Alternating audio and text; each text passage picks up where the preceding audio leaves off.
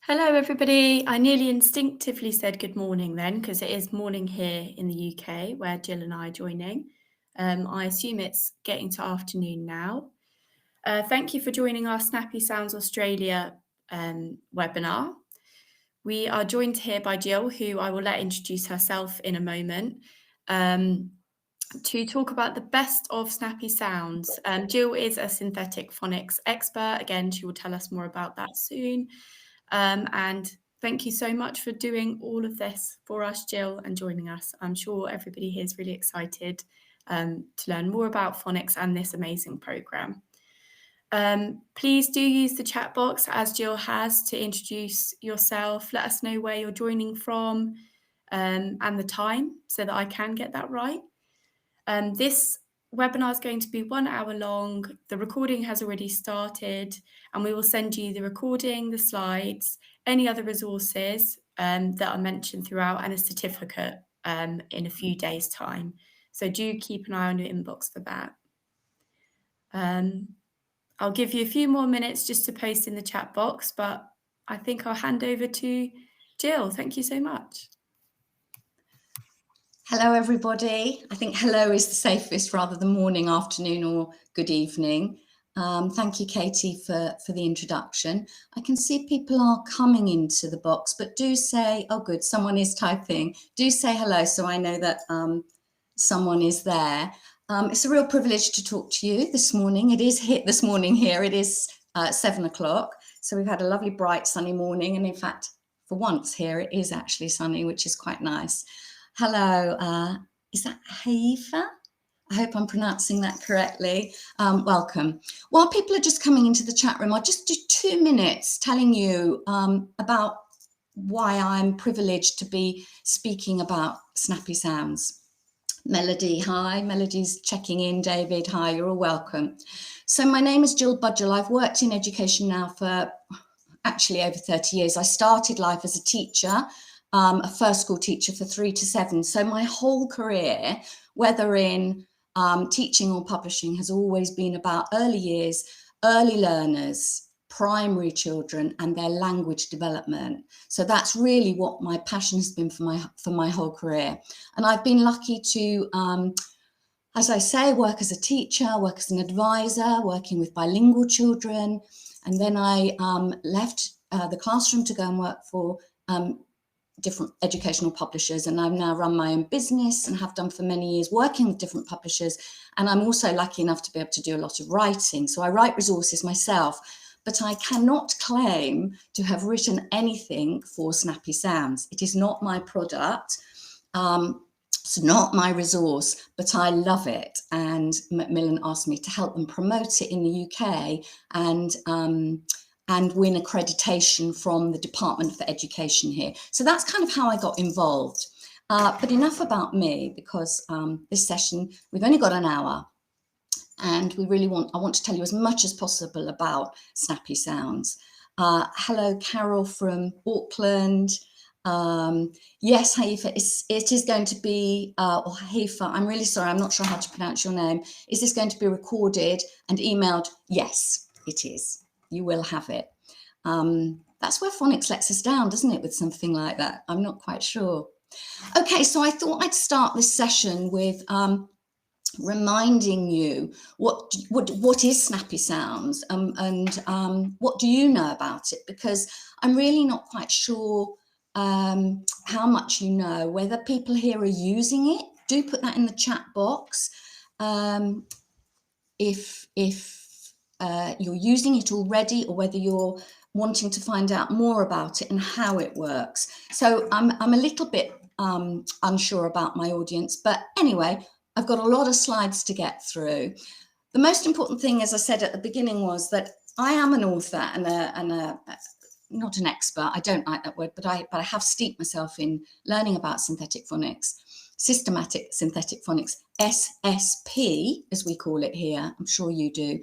But what I should say firstly is that you have a really stellar Australian team that set this project up and authored it.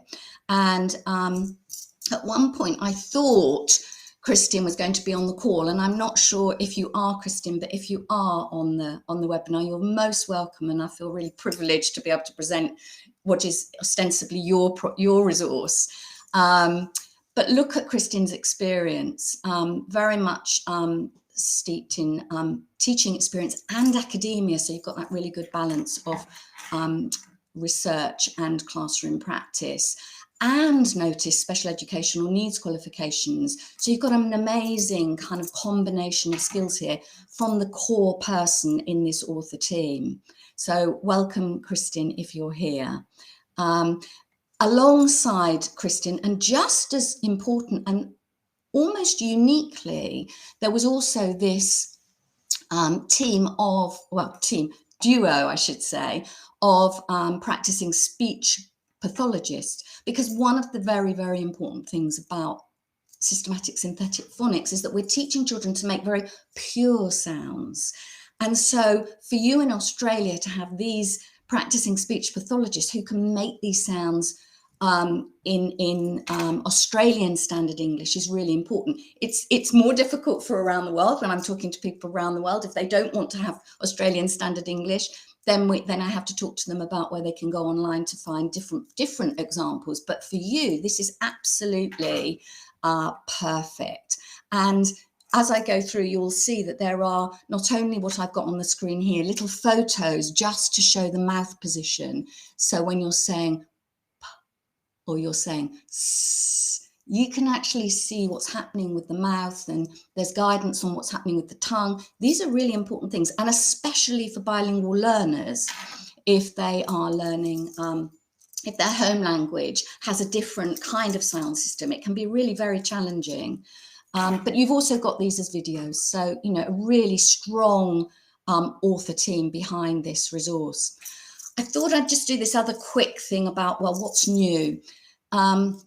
And what should I really stress? I've mentioned already that I helped Macmillan here in the UK win the validation from the Department for Education. I won't bore you with that. We've had a very long process there are 16 criteria that we have to meet in order to win the validation. So I can hand on heart say that this resource has ticked all of those boxes and some. And it was hard work, and we were delighted. Not especially because we wanted to sell it in the UK. I mean, there's lots and lots and lots of resources here, but we wanted to win it for our own pride, I suppose, because we knew we'd got a really good programme here. So you can see it's aligned with the Australian curriculum for Foundation and Year 1 for English, and the National Literacy Learning Progression. It supports the Year 1 Phonics Health Check. Obviously here in the UK we also have, we call it the screening check. And as I say, it features all criteria to qualify for the SSP status. So again, you can rest assured, I'll talk about what some of those features are, but I think you'll probably know. What's new since it was originally published in Australia and then it came to the UK? Well, since then there are, I'll show you various charts, but there are 8 levels and there are 10 books at each level. And now additionally, there are 40 new decodable books, and we'll talk more about the books because sometimes people are less sure about how to integrate these into your lesson plans and structures. But it's fantastic to have that many books because that's the whole point of phonics, that we want to do it in a fairly limited period of time, fairly swiftly if possible, so that that children can begin to use their knowledge and their skills independently. And how do they do that? Well, how they do that mostly is by reading. So that these really are the crux of the programme.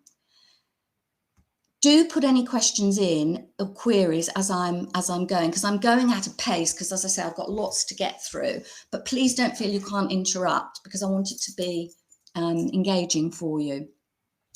The other update is that originally the platform for accessing the resources digitally was a bit sticky, as those things often are at the beginning, and that has been improved. And so it's really easy now to access the online platform. And as I go through the resources, I'll be able to show you what's available digitally. But basically, it's all print and all digital. So you can choose, depending on your resources, your skills, your confidence, your situation in the classroom, you can choose how you want to deliver the lessons. And I meant to have had the details of this. I'm sorry. We do have new case study schools in Australia, because this was one of the criteria for the DFE, that we had to show that we'd got case studies who were using the programme and having some success. There had to be evidence of impact. And so we do have some new case studies. And if anyone is interested in those, I'm sure that we can make those available afterwards. I don't know whether the arrangement was that schools could contact them, or you perhaps go through Lioncrest and they would be able to support you with accessing those. But I think it's really good, you know, not just to hear it from me, but to hear it from schools in Australia who are using it very successfully. So that was a sort of whistle-stop tour of what's new and what are the kind of key new headlines. This second section, I wanted to talk to you a bit more about what are some of the core principles and features, because as you can imagine, there's a lot going on. So this is kind of some of the core principles and features I've picked out from the DFE, Department for Education, list of criteria, but they apply, I know, just as much to Australia. So here's a core principle. If we don't assess where children are at the beginning and measure where they've got to at some points, critical points throughout, we will not know if they're making progress. I think we all know that. So sorry, I keep looking down. I've got resources here on the floor that I want to share with you. So in Snappy Sounds, we have a dedicated assessment folder. And in this folder, we have checks. Here's the very first one. Incidentally, this is level 1. Notice it's red. All level 1 resources will be color-coded red. So that's the same with all the different levels. Makes it so easy to pick up and use the resources really quickly. So you can see that this begins and ends each term with an assessment to track progress. Now, I say each term, I quite like the idea of doing it termly. If you look in the Teacher's Resource Pack, this would be, you would probably do this at the end of each level. So it depends on where you get to with your levels. But I think the principle, I always think before level 1, you need to do some sort of pre-teaching baseline. And when I was recently doing a webinar for, I think it was for the Caribbean, they really liked this idea, but I actually suggested for them that they take the first 2 weeks to at least to do section 1 on the assessment card and section 2. Section 1 is a letters and sounds check. What sounds, phonemes, do these graphemes represent? And then the teacher can point and the child can say the letter sound, S, P. As we know, we're not saying S, we're not saying M. And I'm sure, please talk to me in the chat box if I'm telling you things that you really do know, because I'm not quite sure, but it's very much about letters, those pure letter sounds. And then the reading check at number 2 is actually, I don't know if you can see that with the light, nonsense words. So, reading check 2 is CVC decodable words. So Z, I, P, zip, and so on. Over the other side, we've got section 3 is reading check non-words or nonsense words. And I do know that that's a feature that's included in your Australian health check, your phonics health check. So, for example, k, a, can, not a word, but I can decode it because I know my letters and sounds. And then the final check 4 here is a reading and fluency check. So it's an unseen text. And this one, I mean, at the beginning they're quite strange sentences because we're only using letters and sounds that the children have, we've taught, and hopefully the children have learnt. So can I get a cup of hot wet mud, vok. So quite strange. Obviously, they get better as we go through because you've got more letters and sounds to play with. So test each. I was saying test each child in weeks 1 or 2. You may not have enough time in your term to be able to take that long. I like to retest. It's provided for all levels and it includes nonsense words. Here we have a video that's included in the resources that can explain much better than me how it works. Have a look at this. Any questions, please pop them in the chat box.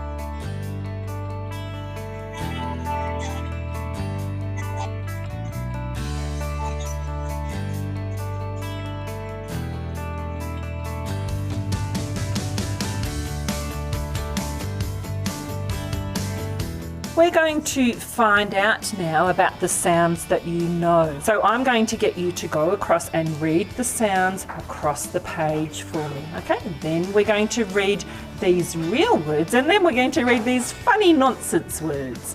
Okay, so can you put your finger on the top here for me and say the first sound? What's that sound? Yes, nice and loud for me. A. Good. T. P. I. D. G. A. K. Great, thank you.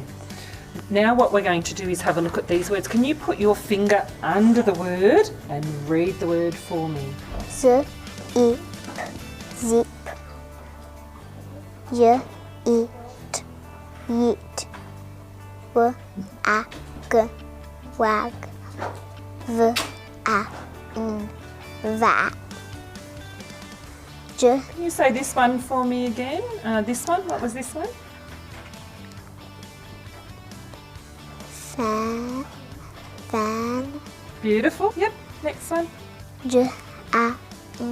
Jam. R. I. R.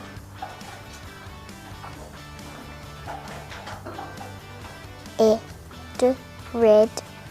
Lovely, okay, now we're going to have a look at down these funny nonsense words. We can still sound them out and we can still read them even though they're nonsense words. Let me turn my piece of paper over. Your turn, off you go. Z. I. U. V. U. J. I. J. E. B. J. E. B. W. A. N. One. D. At. That.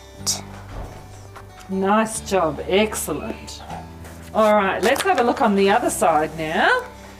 And we're going to read these sentences. Put your finger underneath. So these are real sentences. Off you go. Can I get a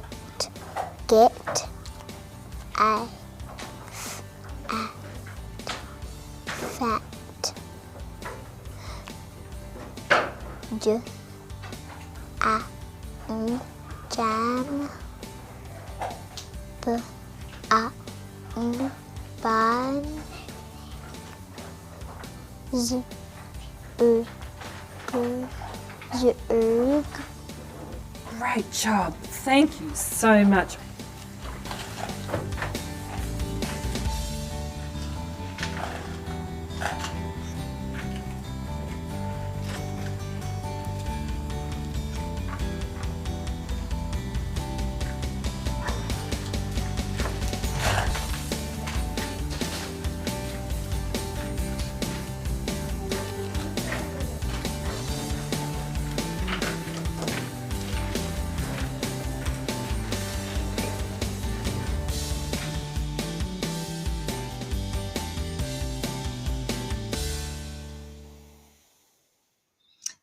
Great. Thank you very much, Katie, for loading that up for us. Any comments? Anything you particularly noticed or that you liked? And is anyone already using this resource? Can you let me know?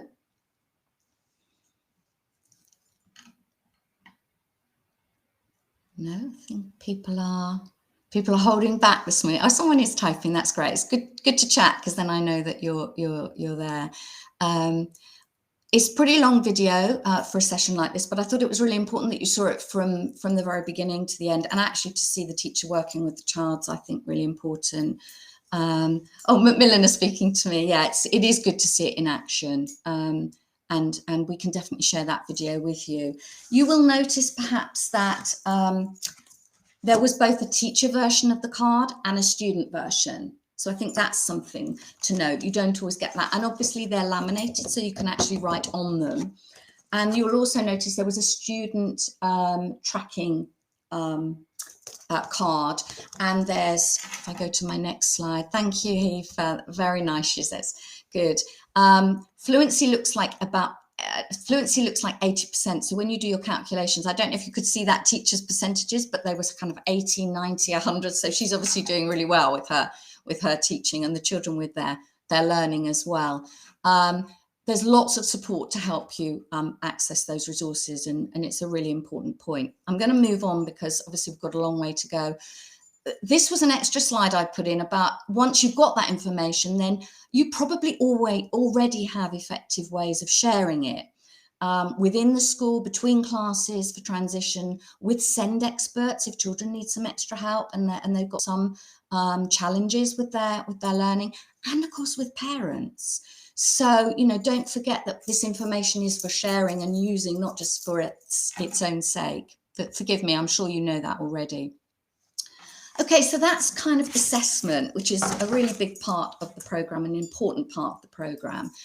So we can track the impact of the programme and the children's learning and support them as they're needed with both support and challenge. Another part of the programme, really important, is our own CPD as teachers. So there are these fantastic mini videos, like maybe a 2-minute video, probably no longer than the one I've just shown you, on key aspects of teaching systematic synthetic phonics. So if there's any aspect of the lesson, teaching tricky words or remembering how to do oral blending and segmenting, then you can just zoom into these mini videos, and they're really super. And obviously available online. This was really well liked here by the Department for Education. We've also got a really clear scope and sequence, and they come in these very lovely laminated cards. And on one side, we just have the letters, and on the other side, they have the little sort of picture mnemonic to help the children really begin to remember their letters and sounds. And there's one of those for each of the 8 levels. So they're really handy, and you could have them as your own resource as a teacher, or you could actually allow the children to have them on the desk as they're writing, because it might be quite a useful prop for them when in the early days. So that's quite nice. That's the other side. I put in level 8, so you can see how sophisticated we get. You know, we start here at level 1 with st, p, as you'd expect. We do the vowels, we do the simple long vowel phonemes or the phone digraphs, and then you get up to here. Look at level 8. This is where we get the children to. So you're really looking at different representations of those A, E, I, O, U.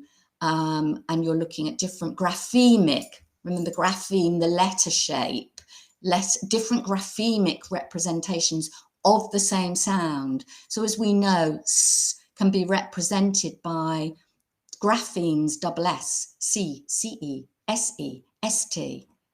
How anybody learns English, we never know. It's such a difficult language. Apologies for this screen. We had meant to upgrade. These were taken on my camera, so they're not very good quality. But in your teacher's resource book, you get a really nice representation of level by level what resources you need. And I wanted to include that, but I hadn't been able to take a really good PDF. They are only black and white in the teacher's book as well, so it's quite hard to be able to show you. But you do get a really clear idea of what resources you need across the 8 levels for your 4-term school year in Australia. You have a really clear lesson structure, and I really like the way this is explained in the teacher's resource.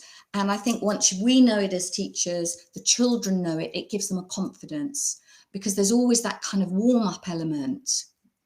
Often there's a review element, you know, kind of what did we do yesterday, and let's practice that. Or let's just, even if we're a bit fidgety today because it's very windy or rainy or something, you know, let's just get some energy out. We'll wriggle our fingers and do some shapes in the air and then settle down. And then the teaching begins, and I do. So if I say, then let's do it together. And then you do it, children do it. So you all say, and then let's review what we've learned. And that's a really, and then obviously that's a continual assessment process of assessment and feedback. So that I do, we do, you do, let's see where we've got and how we use that is a really powerful feature. Again, very much liked here by the department.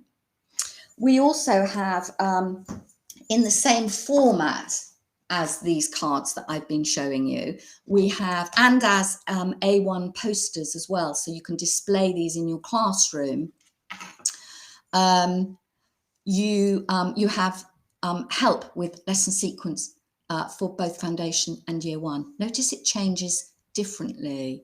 I don't know if you want to put anything in the chat box about what you see, but this process of get ready to learn, as I say, let's get settled, let's stop fidgeting, let's revise or review what we've done before. Let's be really clear about lesson objective. What is today? What is it we're learning today?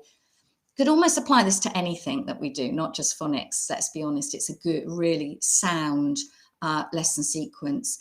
But in phonics, let's hear it. Let's hear that sound. Let's see it. Let's see the letter shape. Let's say it. Let's write it. Letter formation, really important part. Correct letter formation, a really important part of SSP. Let's read it. Whether we're reading the letter, the phoneme, you know, the grapheme, and we're saying the phoneme, or whether we're actually doing like that child in the assessment, blending and decoding to read the word. Let's spell it. We bring spelling in really early and upfront, because remember the decoding and the encoding, or the blending and the blending to decode and the encoding to spell are just different sides of the same coin. So we always want to be doing them as quickly as possible together. Let's review and then independent practice. And you'll see I've got them the wrong way around. Sorry, the foundation I meant to put on the left, but I just talked through the year one. You can see on the foundation one here on the right, it's very, very similar, but we just do a little bit more oral practice along the way. This is the letter formation guidance. This was something we actually did put in extra for the DFE. It's not rocket science. You're probably teaching correct letter formation anyway, but they really wanted to see it within the program. So those are now available. But obviously it's for you as a school to decide what style of letter formation you want to teach. We also include, or the program includes, teaching high frequency tricky words. These aren't always decodable until we've taught the rules for decoding. It may well be that some of these aren't decodable and then become decodable once we've taught. Let me give you an example. Once we've taught f and or, then the word for here at level 3 it's not a challenge, it's easy. But words like, I don't know, who or friend remain really quite challenging. And we always say to children, phonics first. Try to use the phonics you know. Give a little wiggle if you need to try and work out what some of the possibilities might be. And that's, you know, and practice makes perfect. We have to model that as teachers as much as possible. Use what you know. Okay, rattling on at great pace here. Let's look here at the 8 levels of the decodable reading books. Beautifully presented. Remember, I've said 40 more now, so even more. Beautifully color coded, so easy for you to access. All the decodable books are available as an e-library. So I just screen grabbed this from the digital toolkit online. And you can see these are some of the new books, looking quite fun, very, very inclusive, again, people have commented on that around the world, how much they like the range of books that we've got.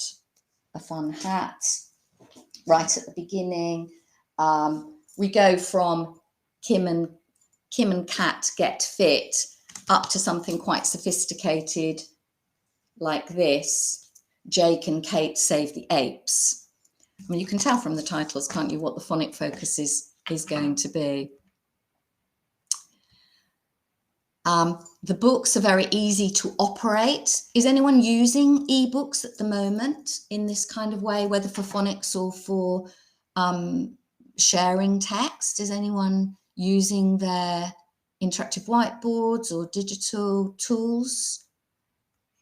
Anyone able to let me know? Just pop that in the chat box if you can. They're very easy. You obviously get the tools along the side. You can mark up the texts.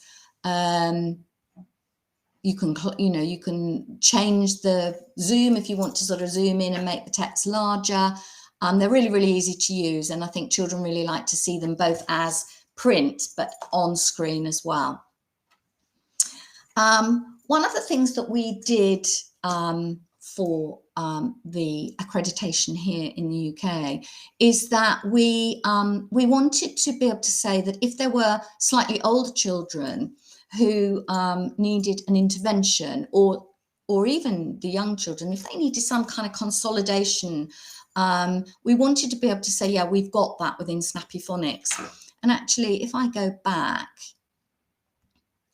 to this slide, you'll see the last two books here at every level are the books that are used to review what's being taught in that level. So you've always got two books that use all of the teaching that you can then use to sort of review the teaching and learning and see where the children are, see what's stuck.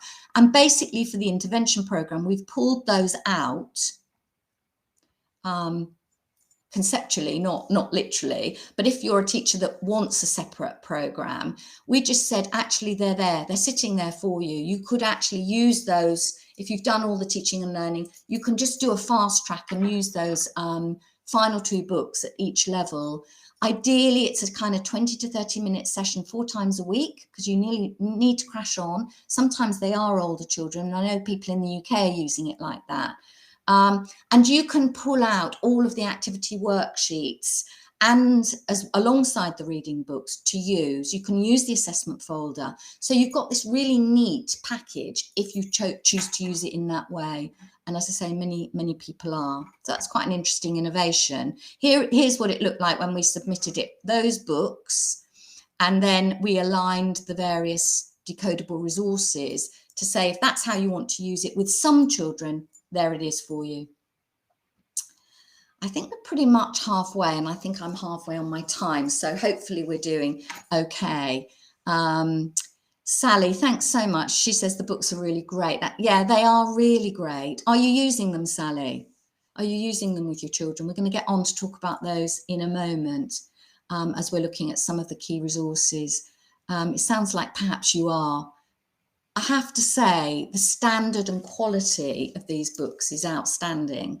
And it's the one thing that has drastically improved in the current array of resources. They used to be really terrible because at the beginning particularly, it's really hard to make them interesting. They're never going to be great literature, but somehow these have cracked it. You know, they're photographic, they're illustrated, they're engaging, and I know the children really love them. So I think that's something that's really improved over the years. So what are some of those key resources? Well, there are obviously resources for us as teachers. So let's look at those. Some of them I've already mentioned.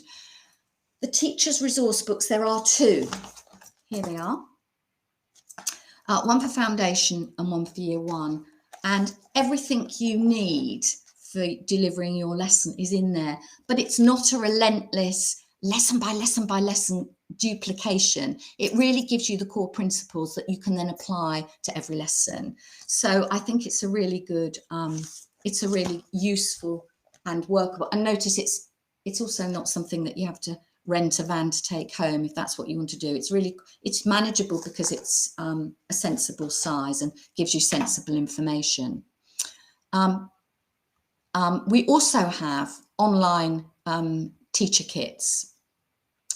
And I've downloaded this one just to show you that once you're online, you can access so many things. I mean, you can see on the left, poster cards, placemats, flashcards, and you can download these. Again, the flashcards are all colour coordinated to the levels, and they don't have picture clues. They just have the unadulterated word, because that's what we're trying to see if children can read those words with no prompts.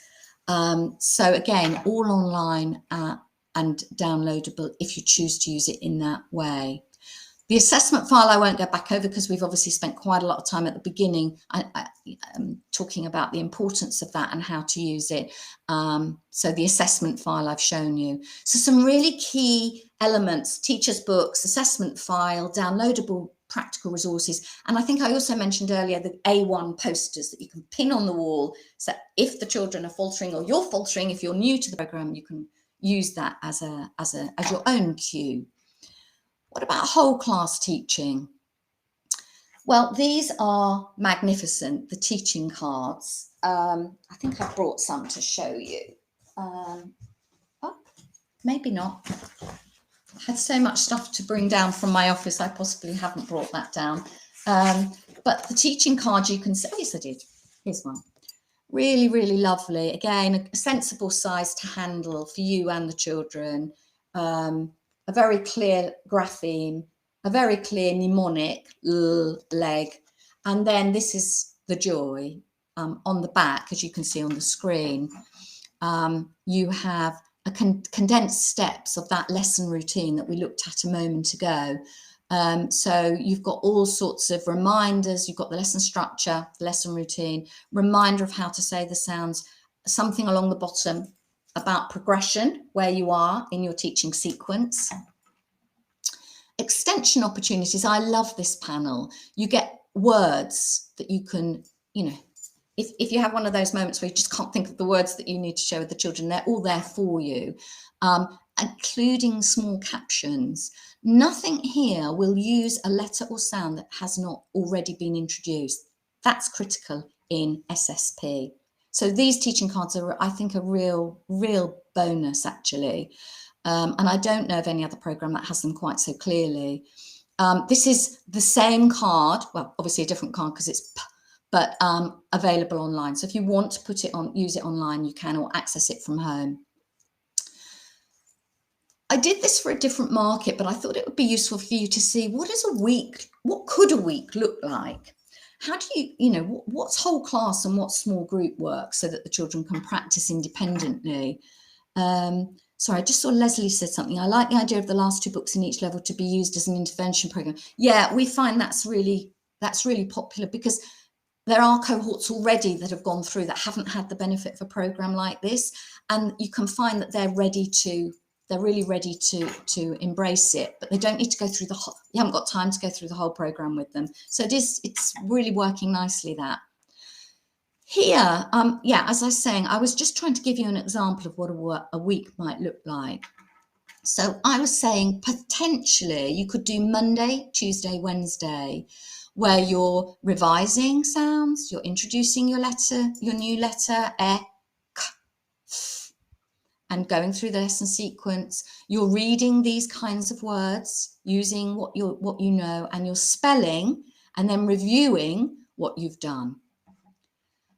And potentially you could use Thursday and Friday for more independent group work. Now, you may already have systems up and running in your school. Everybody is different. But when I shared this with previous groups, they've quite liked it as a starting point. So I based it on, let's say you had 4 groups in your classroom.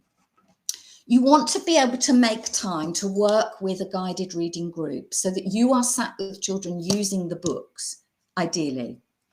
And so I worked on the basis that Thursday, you could possibly get in a teacher-focused guided reading group with 2 of your groups.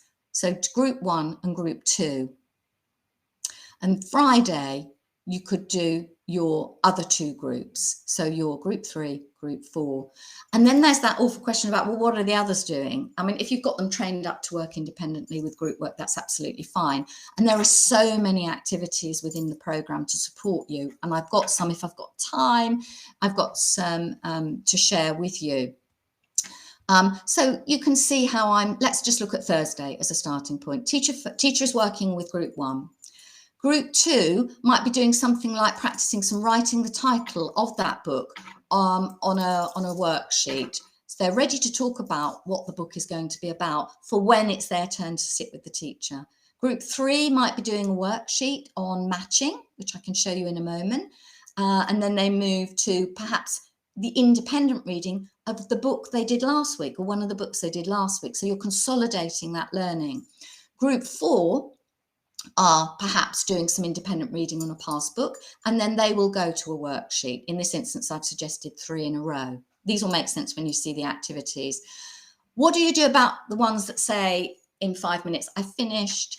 There are lots of ideas, flashcard games, using these lovely little flashcards, lots of ideas for using games with those, pair work with placemats, handwriting, letter formation, practice, lucky dip kind of games. And then at the end of each week, this gets hidden a little bit, but it's really valuable. Let's do a whole class simple dictation from the very beginning. Children really like it, and it's a great way to really see what they've retained and what you need to go back and consolidate.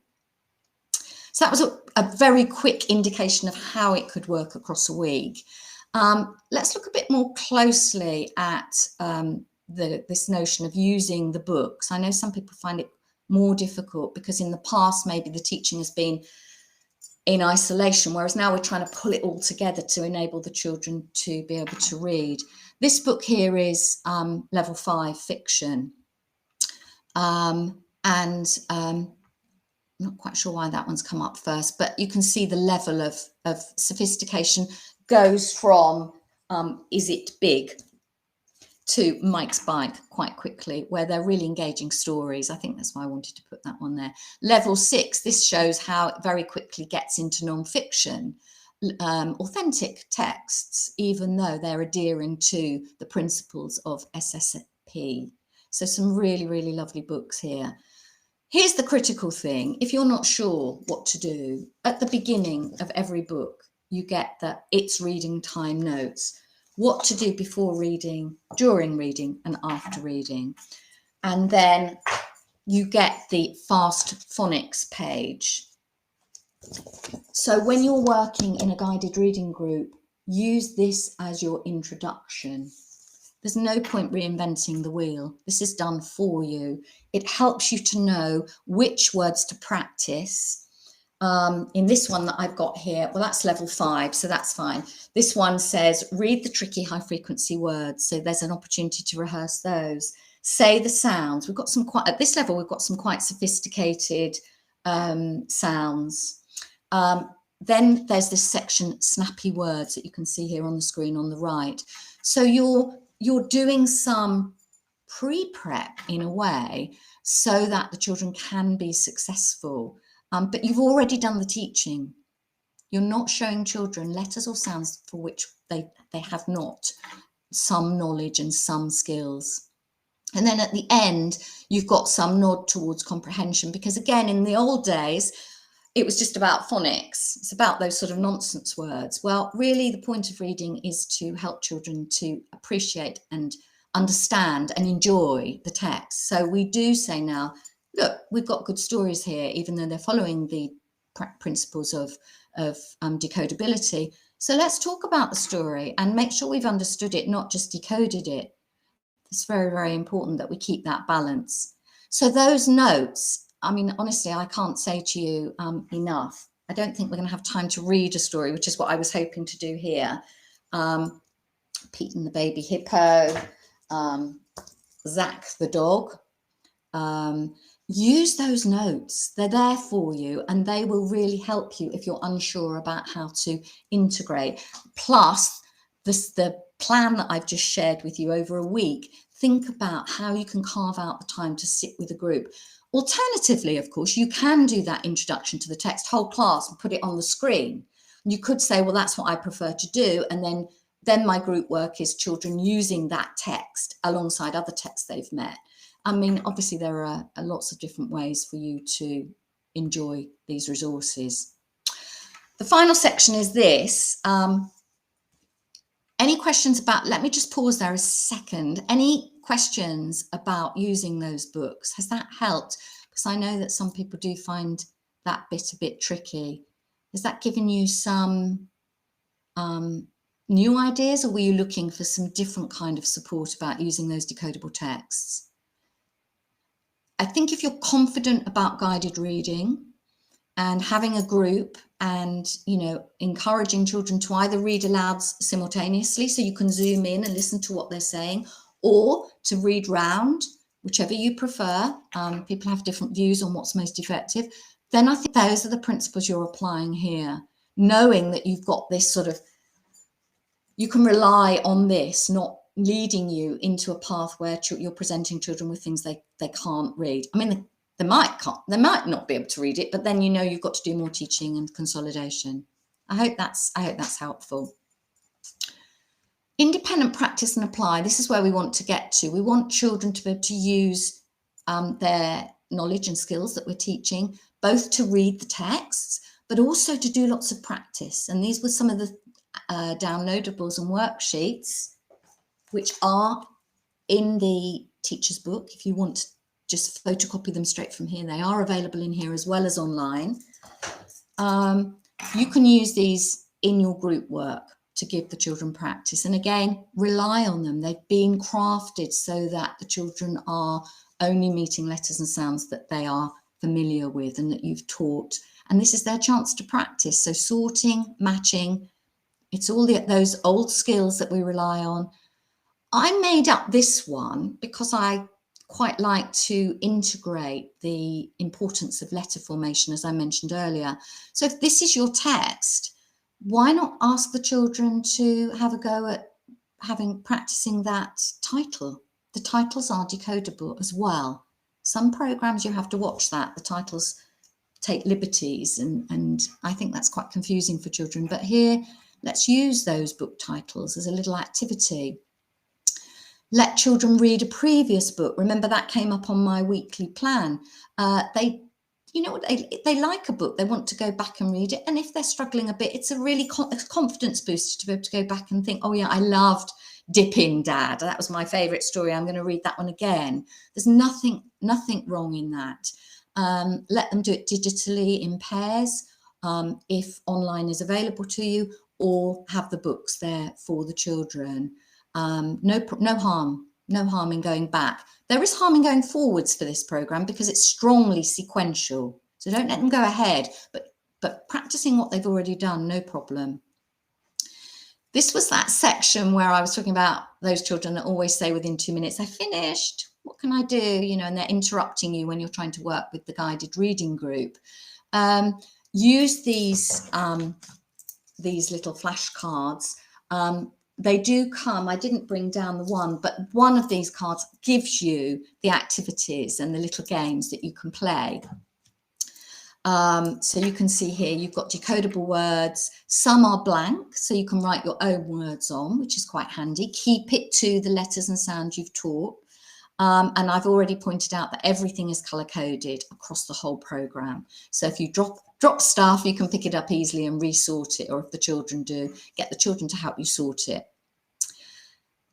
This was one of the games that I just wanted to show you. So you can use these graphene tiles. Again, they're decodable online, or you can photocopy them in the teacher's book, and you can cut them out and then use them just like you'd use magnetic letters or plastic letters, if you may have those. If you don't have those, then this is an alternative, so that children are handling the tiles and can build the words, segment to spell.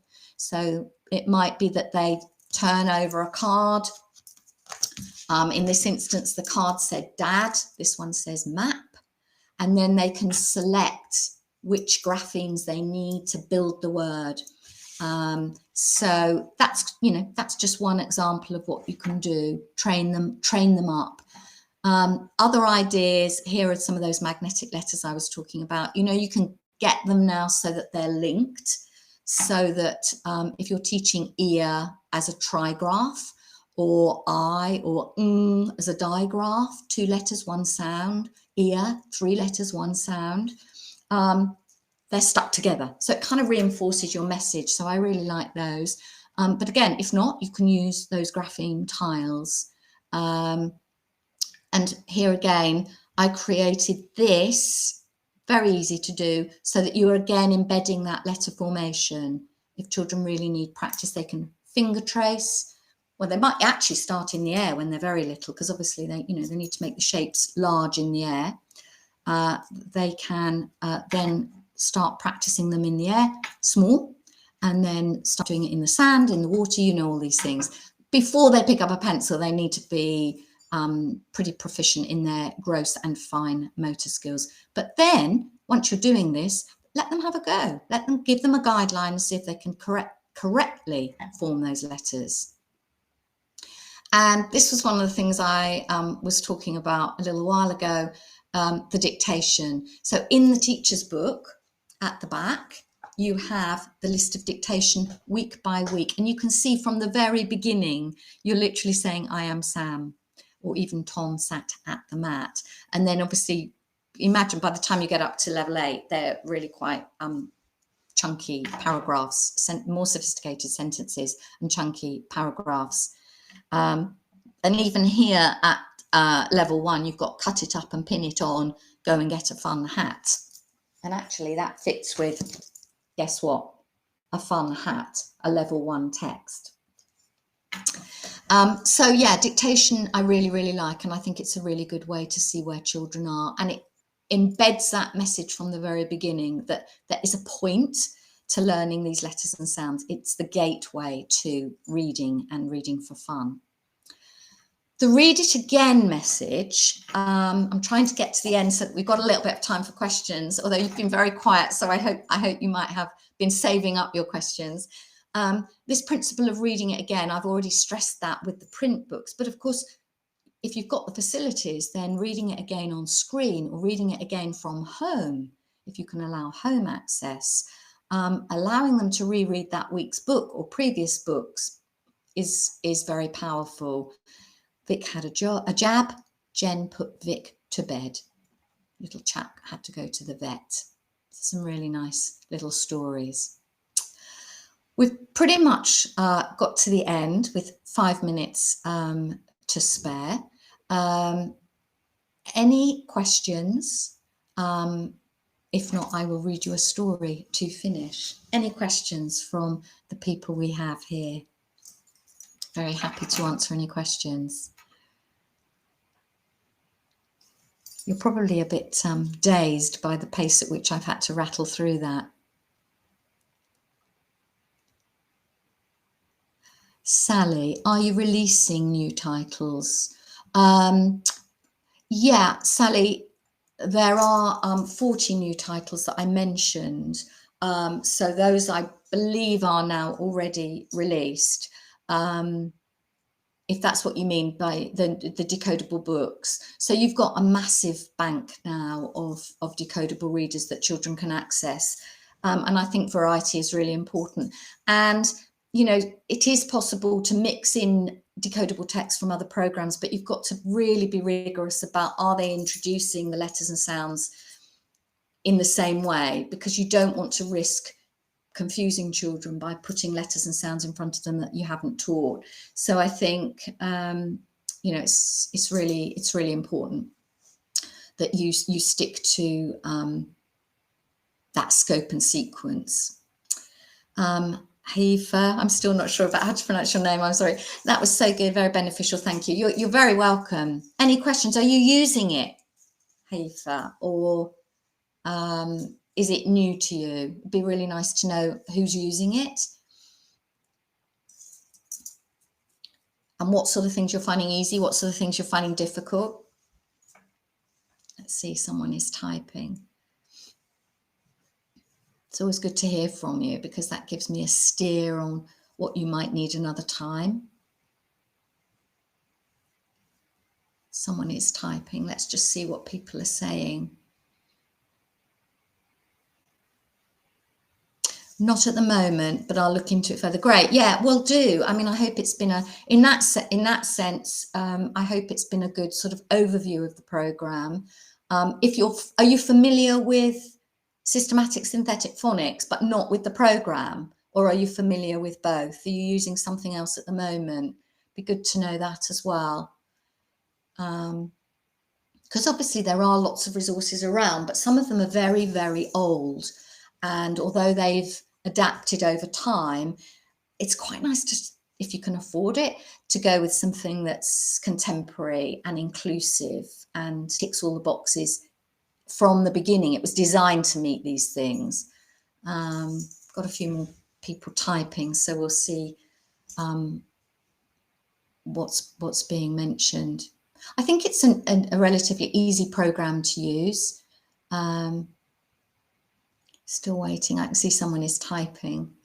Okay, yeah, Haifa's familiar with others, but this one looks better, especially for the new generation. Yeah, that's kind of what I feel, that, you know, you can see that the books are really inclusive and contemporary, and the fact that they're illustrated and photographic.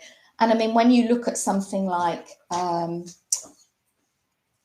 don't know, this one, beans. Let's look at beans, level 5, beans. Sorry, the sun's actually really strong this morning. This is a lovely photographic one. And, you know, I really like the fact that it has some non-fiction features, even though it's a decodable book. Gosh, that sun really is. Let's see if I can just move away from the sun. You can see, you know, it does have call outs. It has captions and labels and the sorts of things that you would expect to see in any non-fiction book. That's a particularly nice page. You can see that with its labeled parts. So, you know, it's even doing that for you. And as well, I've talked a lot about non-fiction, but you know, then you've got something like this, The Myth of the Crystal Egg. So actually quite quickly you move from Sam at the very beginning, which is obviously really, really basic, and a little bit cats on mats, because it has to be, because those are the letters and sounds you've taught, very quickly moves to something of this sophistication that really engages the children. Lovely. Okay, Amanda, thank you, Jill. Lovely. You're very welcome. I hope it's given you an understanding of the program. And as I say, do send in questions. We're really happy to tailor another session to something that you're not so sure about. But thanks very much for engaging. It's been fun. Thank you. Brilliant. I just wanted to thank you all from Macmillan as well, and just share our contact details, and importantly, our Lioncrest colleagues' details, which I'll put in the chat, because for some reason we've got half white, half blue here. I don't know how. I think I was clicking them. So in Australia and New Zealand, you do have representatives from Lioncrest, and you can see their logo here. So please do reach out to them if you have further questions, and they can feed that back, or by all means send them over to us as well. Just a reminder that we will send the recording, slides, and your certificate after the event. So we look forward to seeing you all again, hopefully. I'll just pop the Lioncrest details here in the chat. Thank you so much for your time. Anything else, Jill? No, just thank you very much. See you all again. Good luck. I'll just let the last people type, and then I will close the room. Thanks, David. Speaking of a Lioncrest person.